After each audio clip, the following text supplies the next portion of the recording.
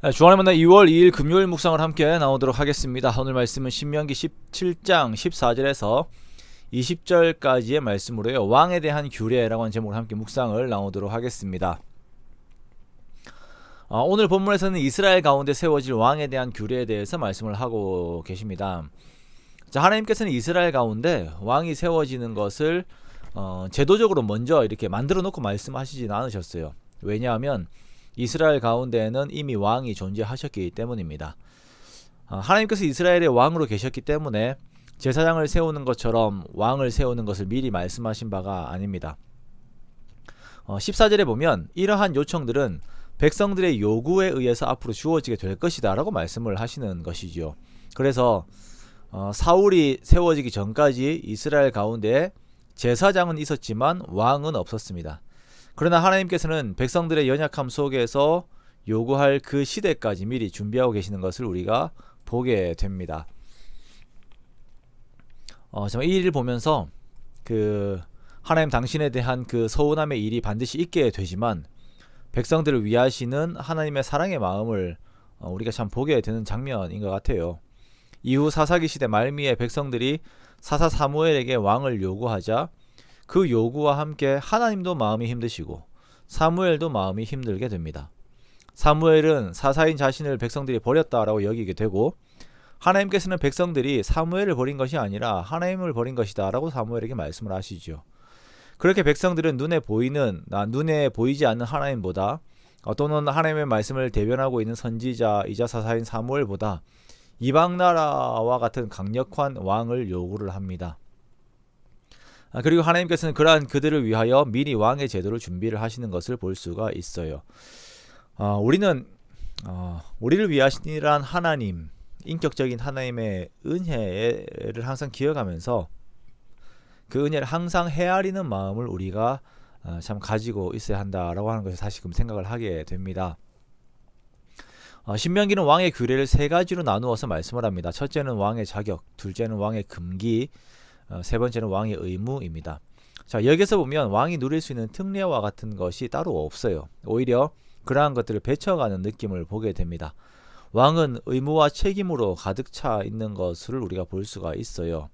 자, 먼저 왕의 자격을 보면 이스라엘의 왕은 이스라엘 사람 중에서 세워져야 합니다. 15절에 보면 그들의 형제 중에서, 그리고 더욱 중요한 것은 여호와께서 택하신 자를 왕으로 세워야 합니다. 이스라엘의 왕을 세우는 권한은 하나님께 있습니다. 이스라엘의 왕은 하나님의 뜻을 이루는 자이어야 하기 때문입니다. 왕은 외적으로 혹은 신분적으로 우월한 자가 아니라 그 마음이 하나님께 합한 자이어야 합니다. 그렇게 하나님의 뜻을 이루는 것이 왕의 자격이 됩니다. 자, 두 번째, 왕에게 금지된 것이 있습니다. 그것은 말입니다. 말, 타고 다니는 말요. 이 말은 군사력을 의미하는 것이죠. 즉 왕은 자신의 군사력을 의지해서는 안 됩니다. 16절에 보면 병마를 많이 얻으려고 그 백성을 애굽으로 돌아가게 하지 말라라고 말씀을 하세요.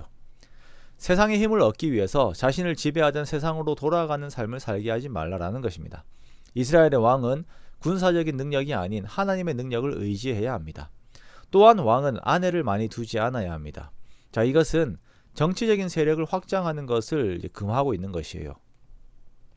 혼인 정책으로 국내외적으로 세력을 넓히려고 하는 것은 하나님께서 금하시는 것입니다. 그 힘이 하나님을 잊게 하기 때문입니다. 또한 금하는 것은 은금, 즉 재물을 의지하지 않는 것입니다. 자, 군사력도 정치력도 재력도 의지하지 않고 어떻게 한 나라를 통치할 수 있습니까? 라고 말을 할 수 있겠죠. 그런데 그렇게 할 수 있습니다. 왜냐하면 이미 이스라엘 가운데에는 왕이 계시기 때문입니다. 세워질 왕은 이것을 항상 잊지 않아야 했습니다. 자, 세 번째로 왕의 의무가 있습니다. 18절 이하를 보면 왕의 의무 단 한 가지를 말씀을 하시는데요. 그것은 율법서를 읽는 것이에요. 그리고 그 율법서를 연구하는 것입니다. 자, 하나님께서는 단 한 가지의 조건만 제시하십니다. 그렇다면 다른 의무는 소홀히 해도 되는가? 그렇지 않아요. 하나님께서 가장 중요하게 여기시는 것은 왕이 하나님의 말씀대로 이스라엘을 통치하는 것이다 라는 것입니다. 다른 인간적인 방법들, 능력들이 나라를 이끌어가는 것이 아니라 하나님의 능력이 나타날 수 있게 하는 온전한 순종이 나라를 이끌어가는 것입니다. 우리가 나라의 왕은 아니지만 우리의 사업장, 우리의 가정 등에서의 책임이 있습니다. 이때 우리가 가장 중요시 여기는 것이 하나님의 말씀이 되어야 합니다. 이스라엘의 왕이 하나님이 되시듯이 가정과 사업장의 주인도 하나님이 되십니다. 그것의 형통함을 하나님께서 이루십니다. 그러므로 우리가 항상 하나님께 우리들의 마음을 두고 하나님의 능력을 의지하고 하나님의 마음에 합한 자의 모습이 되기 위하여 더욱 마음을 다하는 우리가 되어야 할 것입니다.